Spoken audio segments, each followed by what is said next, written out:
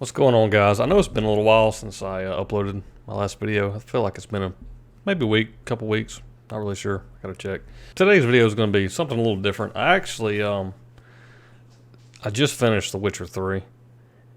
And when I say I finished The Witcher 3, I mean that I finished the Wild Hunt main campaign along with all the DLCs, and I did almost all of the side quests. I think some of the side quests that I didn't do was mainly the Gwent side quest. I didn't finish all those, but other than that, I pretty much completed almost everything there is to do in that game. I guess I'm just kind of talking about it because it took me. I started playing the game whenever it first came out. I've been playing the game off and on for 6 years now. I actually completed and beat the game along with most of the side content the first year it released, and I actually replayed through the game probably 3 times, the core game. But then they released, The Witcher 3 at some point. I think it was about 2 years ago. They released The Witcher 3 with all the DLC and everything. They had it on the Xbox not Game Pass. They had it on the Xbox store for like $15 for all the content and everything. So I rebought the game because I originally had played it on PlayStation 4, and I restarted playing it. I played through the whole main campaign and and then I took a break.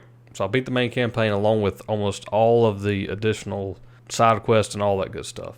Took me, I don't know, man. It probably took me 60 hours. I'm really not even too sure how long it took me to beat the main campaign. And then I took another break. And this is kind of how it was going for a while. I would play for a good minute, and I would take a break and come back to it, or I'd go play something else that just came out and come back to it. But I always felt myself coming back to The Witcher. And that just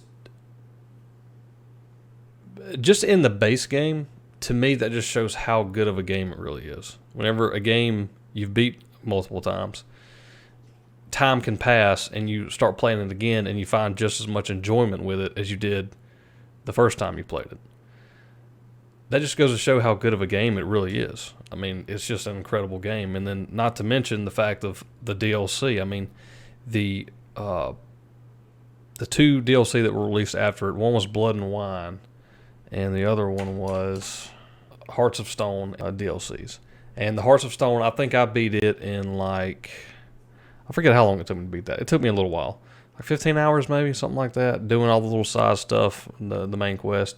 And it was a great DLC. I enjoyed every moment of it. I enjoyed the story. I enjoyed just every minute of it. And then I got to the Blood and Wine.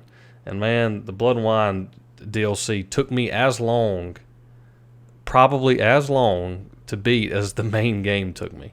Because I did all the side quests. I tried to upgrade all my armors, which I didn't actually succeed at. I was having trouble just getting enough coin to, upgrade everything to Grandmaster level. I got the Cat Skull, the Wolf Skull, completely upgraded to Grandmaster, and then I was working on the Ursine armor, which is the Skull of the Bear, and the Skull of the Griffin. I'd had the majority of those fully upgraded to Grandmaster, but I didn't quite have them completely finished. I think the torsos were the last thing that I needed on Grandmaster, and I would have been completely done with both of those.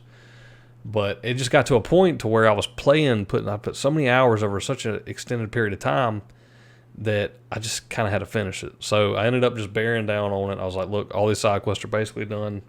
I could grind out, go kill enemies, get their weapons and sell them, and get the things I need to upgrade the armor like I wanted to. But I was like, I'm just going to go ahead and finish this because I've just spent so much time on it. And when I say I spent time on it, like I said, the Blood and Wine DLC, I started, it was a year ago. And I played put probably, I don't know how many hours in. I couldn't tell you. A lot of hours into it. And then I put it down, started playing something else, got busy. Actually, just things in my life got busy. I had my firstborn daughter, so things were getting busy. I put it down, and anyway, I got off of it for a while, and then recently I picked it back up, and was able to put about another probably 15 hours into it, something like that, and finally ended up finishing it.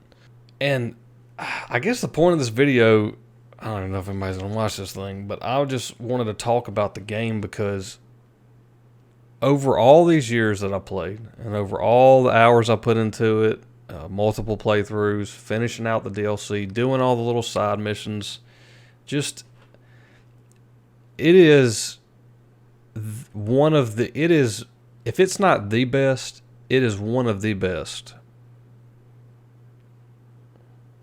For me, as I sit here now thinking about, and I beat it yesterday, I wanted some time to think about it. To me, it is the best RPG that I've played in the last 10 years. Easy. It really is. To me, it even beats Skyrim out. I mean, I love Skyrim. I really enjoy Skyrim. I put up hundreds of hours in Skyrim, but I just, something about The Witcher, it's the story, the narrative is what makes it so much, for me personally, it makes it better. But yeah, that's just why I'm making this video, because I'm just excited that I finally beat it, and I just can't talk good enough about it. I mean, hundreds of hours into this game, and every single hour was worth it. Every single hour was worth it, even up to the very end of the game. And I don't even think I'm talking spoilers at this point because the DLC's been out so long. Dude, you get to fight by vampires at one point. You get to fight by vampires, with vampires. You get to fight vampires. You get to fight inside of a vampire and kill his hearts, or whatever that part was. I'm still trying to understand what that was. If y'all know what that was, let me know in the comments. Were you actually inside of him, or was that an illusion from getting bit and you were actually fighting? Like, that was definitely something different, and I don't even understand what happened, but I don't care, because it was so cool and so much fun. It's okay that I don't know. It doesn't even really matter. I don't really care. It was that good.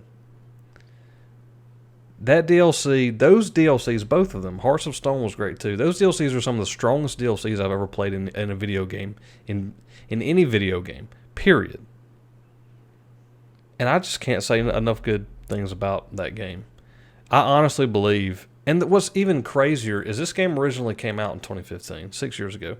By today's standard, this game still holds up. This game still looks better, plays better, has better storyline, has better across the board than games that I've played in the last 2 years. I can't think of a game in the last 2 years I've played.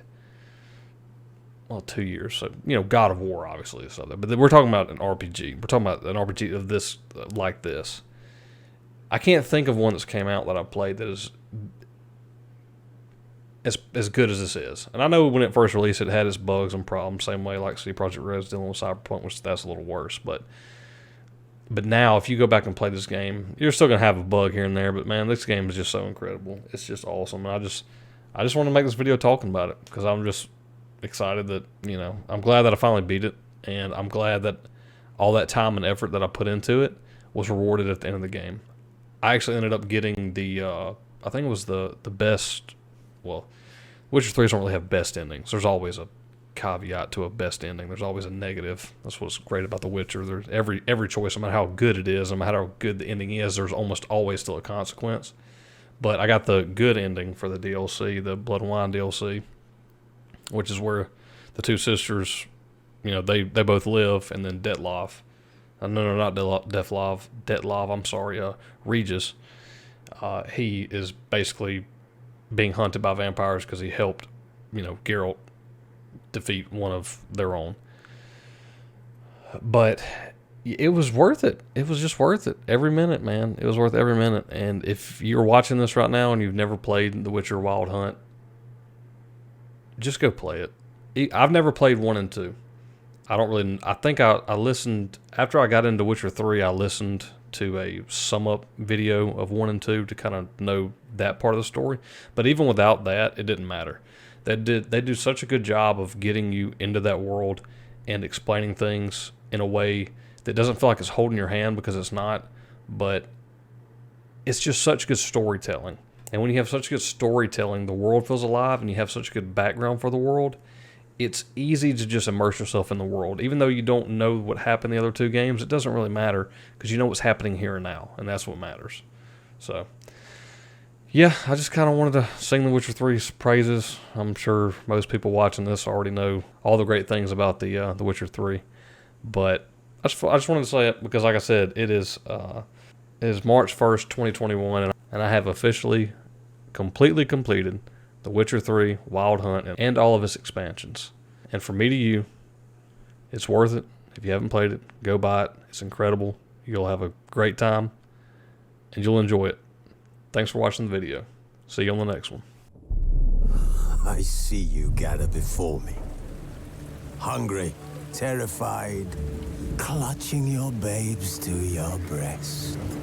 Emperor Emhyr has marched his legions into our lands, laid siege to every fortress from here to the Blue Mountains. Rabid and ravenous, he bites and bites away. Men of the North, you stand at the precipice. Your kings have failed you, so now you turn to the gods. And yet you do not plead. You do not kneel to dust.